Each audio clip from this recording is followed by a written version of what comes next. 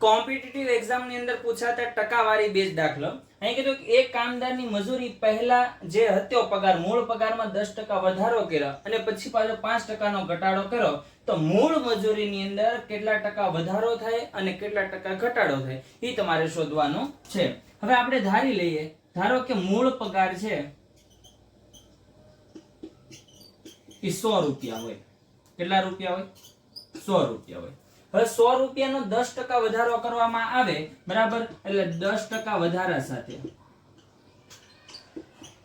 વધારા પછી પગાર કેટલો થઈ જશે? તો કે 110 રૂપિયા.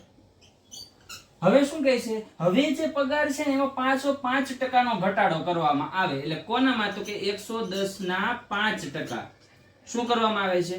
ઘટાડો કરવામાં આવે. બરાબર. 0 થી 0 કેન્સલ થાય. 11 પંચા 55, 55 ભાગ્યા 10 એટલે 5.5% શું થાય? ઘટાડો થાય. બરાબર. હવે શું કહે છે?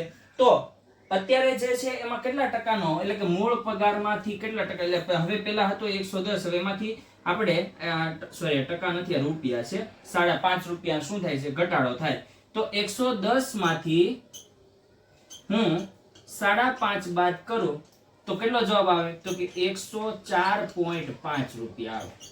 કેટલો આવે? 104.5 રૂપિયા. પેલા પગાર કેટલો હતો? 100 રૂપિયા. અત્યારે હાલમાં પગાર કેટલો છે?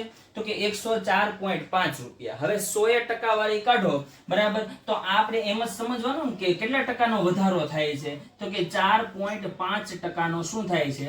વધારો થાય. કેટલાનો થાય? 4.5% શું થાય છે?